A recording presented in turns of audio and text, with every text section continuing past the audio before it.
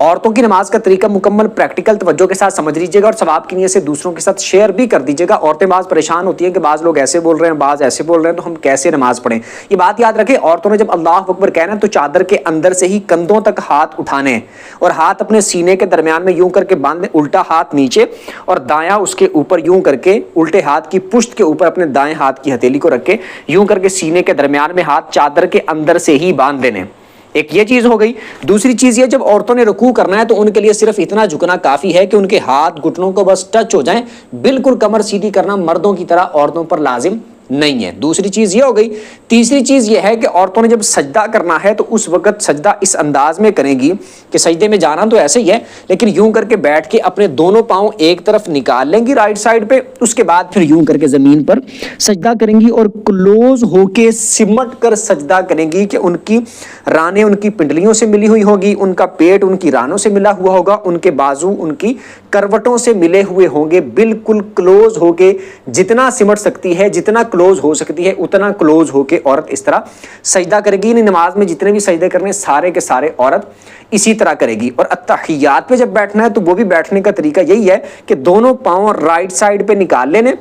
الٹی سائڈ پہ الٹی ران پہ وزن دے کے اس طرح عورت نے بیٹھ جانا ہے۔ تو یہ جو ارکان ہے،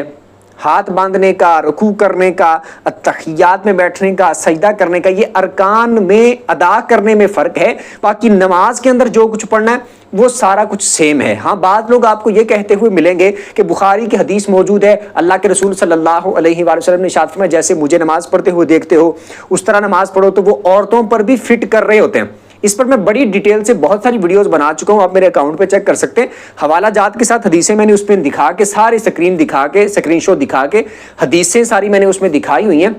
آپ چیک کر سکتے ہیں۔ اوپر میں نے ویڈیوز 3 پن کی ہوئی ہیں، ان میں سے ایک یہی والی ہے جو میں پن کی ہوئی ہے، اس میں حدیثیں دکھائی ہوئی ہیں کہ عورت اور مرد کی نماز میں فرق ہے۔ صرف اس ایک حدیث کی وجہ سے یہ کہنا، حالانکہ اس حدیث میں نہ کوئی عورت لفظ موجود ہے، مطلقاً یہ ہے کہ اللہ کے رسول نے یہ ارشاد فرمایا جیسے مجھے نماز پڑھتے ہوئے دیکھتے ہو اس طرح نماز پڑھو۔ اللہ کے رسول نے تو حج کے بارے میں بھی سیم یہی ارشاد فرمایا کہ حج کے ارکان اس طرح ادا کرو جس طرح مجھے ادا کرتے ہوئے دیکھتے ہو۔ تو حج کے بہت سارے ارکان ایسے ہیں جن میں مرد اور عورت کا فرق ہے، جیسے کہ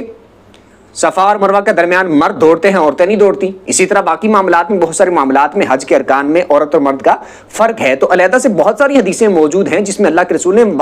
واضح طور پر باقاعدہ عورت کا نام لے کر فرق بیان کیا ہے کہ عورت سجدہ ایسے کرے گی، عورت اس طرح بیٹھے گی، عورت یوں کرے گی، باقاعدہ طور پر موجود ہے۔ تو اس لیے پریشان ہونے کی بالکل کوئی بات نہیں۔ اگر کوئی ایسے بول رہے ہیں کہ سیم ہے، یوں ہے، فلاں ہے، ایسے ہے، ویسے ہے، تو ٹینشن لینے کی کوئی بات نہیں۔ جس طرح بتا دیا آپ اس طرح نماز پڑھیں۔ دوسری بات یہ کہ اگر اس طریقے کے مخالف کوئی سیم مرد عورت والی نماز بھی پڑھ لیتا ہے، عورت کی نماز تو تب بھی ہو جائے گی، لیکن عورت کے لیے بہتر یہ ہے کیونکہ اس کا زیادہ پردے والا مقام ہے، پردے والا بدن ہے، اس وجہ سے بہتر اس کے لیے ہے کہ وہ اس طریقے کے مطابق پڑھے۔